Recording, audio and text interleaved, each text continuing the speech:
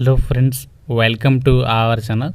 Friends, మనకి government నుంచి అధికారికంగా చాలా రోజుల తర్వాత గ్రూప్ సి సివిలియన్ ఉద్యోగాలకి ఒక జాబ్ నోటిఫికేషన్ అయితే రిలీజ్ అయింది.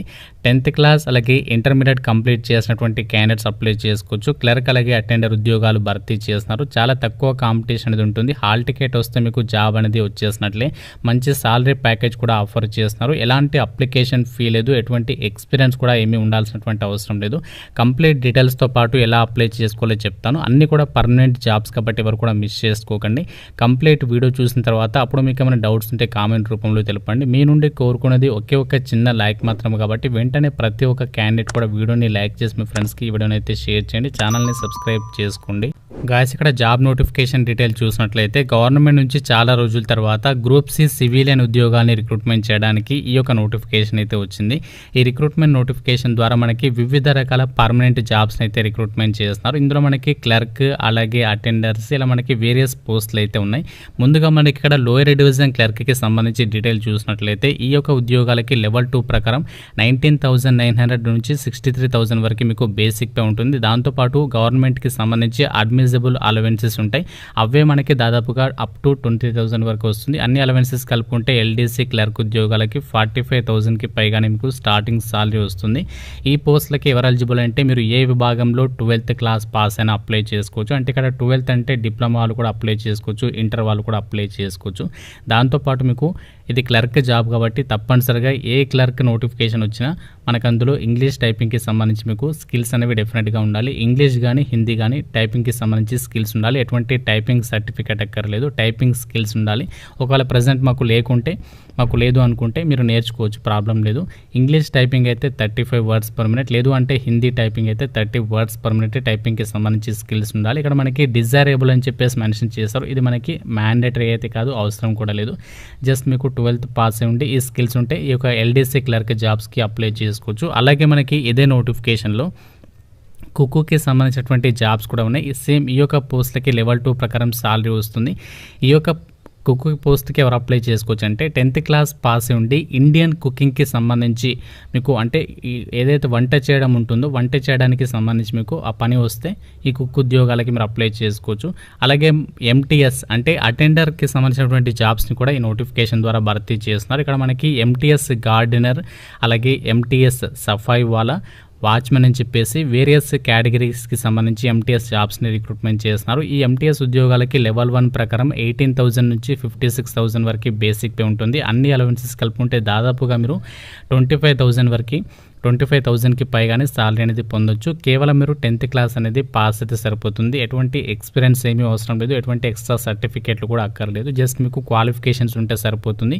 ఈ నోటిఫికేషన్కి మీరు అప్లికేషన్స్ అనేవి సబ్మిషన్ అయితే చేసుకోవచ్చు. అన్నీ కూడా పర్మనెంట్ జాబ్సే, ఎటువంటి కాంట్రాక్ట్ జాబ్స్ అయితే కాదు కాబట్టి చాలా మంచి ఆపర్చునిటీ ఇది.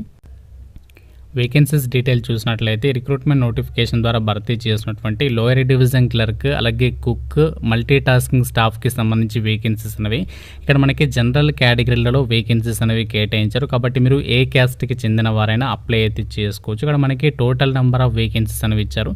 జనరల్ కేటగిరీలో ఉన్నాయి కాబట్టి వేకెన్సీస్ మీరు ఏ క్యాస్ట్కి చెందిన వారైనా ఏ క్యాస్ట్ అయినా సరే మీరు ఏ కేటగిరీ అయినా అప్లై చేసుకోవచ్చు.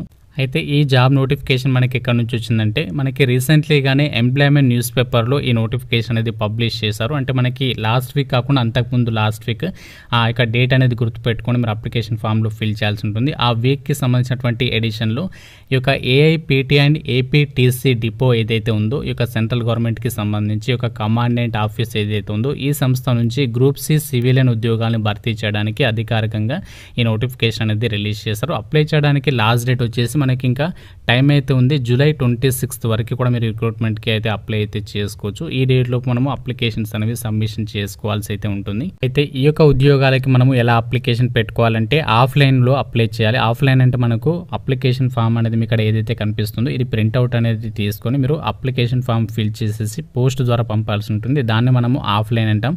చాలామంది ఎలా అప్లై చేయాలో ప్రాసెస్ తెలియట్లేదని చెప్పేసి అంటుంటారు. ఆన్లైన్ అయితే కాదు, ఈ జాబ్స్కి ఆఫ్లైన్లో అప్లై చేయాలి. జస్ట్ 2 pages అయితే ఇచ్చారు ఈ యొక్క అప్లికేషన్ ఫామ్స్. ఈ 2 pages అనేవి మీరు దగ్గర ఉన్నటువంటి నెట్ సెంటర్కి వెళ్ళి కానీ మీ సేవకు వెళ్ళి కానీ ప్రింట్అవుట్ తీసుకున్న తర్వాత ఇక్కడ ఇచ్చినటువంటి అప్లికేషన్ ఫామ్లో మీరు రీసెంట్గా దిగినటువంటి ఫోటోగ్రాఫ్ అనేది ఇక్కడ అతికించేసి సెల్ఫ్ అటెస్ట్ చేయాలి. సెల్ఫ్ అటెస్ట్ అంటే మీ సిగ్నేచర్ పెట్టాలి ఫోటోగ్రాఫ్ మీద. తర్వాత వచ్చేసి ఇక్కడ మీరు application for the post of, ఏ పోస్ట్కి అప్లై చేస్తున్నారో ఆ పోస్ట్ పేరు, అలాగే మీ యొక్క క్యాస్ట్, తర్వాత రెఫరెన్స్ న్యూస్ పేపర్ అని చెప్పేసి ఇచ్చారు కదా, ఇక్కడ మీరు ఎంప్లాయ్మెంట్ న్యూస్ పేపర్కి సంబంధించి ఏ రోజు అయితే చూస్తారో ఆ యొక్క డేట్. సో మనకి లాస్ట్ వీక్ కాకుండా అంతకుముందు శనివారం అనేది ఏదైతే డేట్ వచ్చిందో ఆ డేట్ అనేది ఇక్కడ మీరు రాసేసేయండి. తర్వాత అడ్వర్టైజ్మెంట్ నెంబర్ మీకు మన వెబ్సైట్లో ప్రొవైడ్ చేస్తాను, అందులో ఆ నెంబర్ చూసి ఇక్కడ రాసేసేయండి. తర్వాత డేట్ కూడా అదే రాసేసేయండి, ఎంప్లాయ్మెంట్ న్యూస్ పేపర్కి సంబంధించినటువంటి డేట్. తర్వాత వచ్చేసి ఇక్కడ కూడా సేమ్ అదే. తర్వాత మీ యొక్క నేమ్ అనేది క్యాపిటల్ లెటర్లో రాయండి. తర్వాత మీ యొక్క ఫాదర్ నేమ్ కానీ హస్బెండ్ నేమ్ కానీ, తర్వాత జెండర్ అనేది అక్కడ మీరు మేలా ఫీమేల్ మెన్షన్ చేయండి. తర్వాత డేట్ ఆఫ్ బర్త్. ఈ విధంగా మనకి కంప్లీట్గా అప్లికేషన్ ఫామ్లో ఏదైతే డీటెయిల్స్ అడిగారో ఈ డీటెయిల్స్ అన్ని కూడా మీరు కంప్లీట్గా అయితే ఫిల్ చేయండి. ఎక్కువగా కష్టం ఏం లేదు, చాలా సింపుల్గా ఉంది అప్లికేషన్ ప్రాసెస్, మీరే చూడొచ్చు. సో చాలా అంటే చాలా సింపుల్గా అడిగారు డీటెయిల్స్, ఇవన్నీ కూడా ఫిల్ చేసేసేసి ఇక్కడ మీరు ఫైనల్గా ఏంటంటే మీ సిగ్నేచర్ పెట్టేసేసి ఏ రోజు అప్లై చేస్తున్నారో ఆ డేట్, ఆ ప్లేస్ నేమ్, మీరు ఎక్కడి నుంచి అప్లై చేస్తున్నారో అవన్నీ కూడా రాసేస్తే సరిపోతుంది. ఇక్కడ మీరు ఏం చేస్తారంటే 12th ఇక్కడ మీకు ఏదైనా ఎక్స్పీరియన్స్ ఉంటే పెట్టండి, లేకుంటే ఇక్కడ నో అని చెప్పేసి రాయండి. నెక్స్ట్ వచ్చేసి ఇక్కడ 13th ఉంది కదా, choice or option of typing or skill test for LDC, ఇక్కడ మీరు హిందీ ఆర్ ఇంగ్లీష్ అని చెప్పేసి పెట్టండి. తర్వాత employment registration card and date with district of any మీ దగ్గర ఉంటే పెట్టండి. ఇక్కడ మీరు ఏం చేస్తారో నో అని చెప్పేసి రాసేయండి, సరిపోతుంది. నెక్స్ట్ ఇక్కడ మీ యొక్క క్వాలిఫికేషన్ ఏదైతే ఉంటుందో 10th ఇంటర్కి సంబంధించి ఆ యొక్క యూనివర్సిటీ పేరు, లేదంటే బోర్డు పేరు, ఇయర్, మార్క్స్ ఎన్ని వచ్చాయి, పర్సంటేజ్ ఎంత, అది మీరు ఇక్కడ రాయండి. అలాగే మీరు మిగతావన్నీ మ్యారిటల్ స్టేటస్, మ్యారీడా అన్మ్యారీడా, తర్వాత నేషనాలిటీ ఇండియన్, తర్వాత మీ యొక్క క్యాస్ట్ ఏంటి, రిలీజియన్తో పాటు క్యాస్ట్ ఏంటి, సబ్ క్యాస్ట్ ఏంటి, అవన్నీ కూడా రాసేస్తే సరిపోతుంది. చాలా సింపుల్గానే ఉంది అప్లికేషన్ ప్రాసెస్. సో ఈ విధంగా మనము అప్లికేషన్ ఫామ్ అనేది ఫిల్ చేసిన తర్వాత ఏమేమి డాక్యుమెంట్స్ని అటాచ్ చేయాలి కూడా చెప్తాను చూడండి. అయితే ఒక ఉద్యోగాలకి సెలక్షన్ ప్రాసెస్ అనేది ఎలా ఉంటుంది అంటే ఇక్కడ మనకి ఏదైతే లోయర్ డివిజన్ క్లర్క్ పోస్ట్ ఉన్నాయో ఈ పోస్టులకు వచ్చేసి 2 hours టైం అయితే ఇస్తారు. General intelligence, English language, numerical aptitude, general awareness, దాంతోపాటు మీకు కంప్యూటర్లో టైపింగ్కి సంబంధించి స్కిల్ టెస్ట్ అనేది కండక్ట్ చేసి ఒక వేకెన్సీస్కి ఎంపిక చేస్తారు. అలాగే మనకి మిగతా పోస్టులు ఏవైతే ఉన్నాయో ఎంటీఎస్కి సంబంధించి ఆ యొక్క జాబ్స్కి కూడా సేమ్ మనకి 2 hours కండక్ట్ చేస్తారు ఎగ్జామినేషన్. నెగటివ్ విధానం అనేది ఉంటుంది క్లర్క్కి అండ్ అలాగే మిగతా పోస్టులకి కూడా 0.25 మార్క్స్ అనేవి డిడక్ట్ చేస్తారు. ఆబ్జెక్టివ్ విధానంలో మీకు టెస్ట్ అనేది కండక్ట్ చేయడం అనేది జరుగుతుంది. ఇందులో వచ్చేసి general intelligence and reasoning, numerical aptitude, general English, general awareness, ఈ యొక్క టాపిక్స్ నుంచి మీకు క్వశ్చన్స్ అనేవి అడగడం అనేది జరుగుతుంది. కేవలం మీకు సింగిల్ ఎగ్జామినేషన్ కండక్ట్ చేస్తారు. ఎటువంటి ప్రిలిమ్స్, మెయిన్స్ అంటూ ఏమి ఉండవు. ఎటువంటి ఫిజికల్ టెస్ట్లు కూడా మీకు ఏమి కూడా కండక్ట్ చేయరు. కాబట్టి చాలా మంచి ఆపర్చునిటీ. మీరు ఎగ్జామినేషన్లో ఏదైతే పర్ఫార్మెన్స్ ఇస్తారో అందులో ఇచ్చినటువంటి పర్ఫార్మెన్స్ని బేస్ చేసుకుని డైరెక్ట్గా మీకు ఈ యొక్క వేకెన్సీస్కి సెలెక్షన్ చేయడం అనేది జరుగుతుంది. చాలా మంచి ఆపర్చునిటీ. గవర్నమెంట్ సంస్థలో, అది కూడా పర్మనెంట్ సెంట్రల్ గవర్నమెంట్ జాబ్స్, సివిలియన్కి సంబంధించినటువంటి వేకెన్సీస్కి చాలామంది ఎదురు చూస్తుంటారు. కాబట్టి ఎలాంటి అప్లికేషన్ ఫీ లేదు కాబట్టి సో డెఫినెట్గా ట్రై చేయండి. ఫ్రెండ్స్, మీరు అప్లికేషన్ ఫామ్తో పాటు ఎడ్యుకేషనల్ జిరాక్స్ కాపీస్ ఏదైతే డాక్యుమెంట్స్ ఉంటాయో జిరాక్స్ కాపీస్, దాంతోపాటు మీరు ఒక సెల్ఫ్ అడ్రస్డ్ ఎన్వలప్ కవర్ అనేది పోస్ట్ ఆఫీస్లో తీసుకోవాలి. దాని మీద 5 రూపీస్ పోస్టల్ స్టాంప్ అనేది అతికించాలి. ఇది ఎందుకు అంటే ఇది చాలా ఇంపార్టెంట్. ఇందులోనే వాళ్ళు మనకి హాల్ టికెట్ అనేది పంపించడం జరుగుతుంది. కాబట్టి ఇది తప్పనిసరిగా మీరు అందులో పెట్టాల్సి ఉంటుంది. అలాగే ఫోటోగ్రాఫ్ అనేది అతికించిన తర్వాత మీరు ఎక్స్ట్రాగా కూడా ఫోటోగ్రాఫ్స్ అనేవి పంపించండి. అలాగే క్యాస్ట్ సర్టిఫికేట్, ఇలా మీరు అన్ని అప్లికేషన్ ఫామ్తో పాటు అవన్నీ కూడా అప్లికేషన్ ఫామ్కి అటాచ్ చేసేసి ఇక్కడ ఇచ్చినటువంటి అడ్రస్ ఉంది కదా, అడ్రస్ చెప్తున్నాను, నోట్ చేసుకోండి.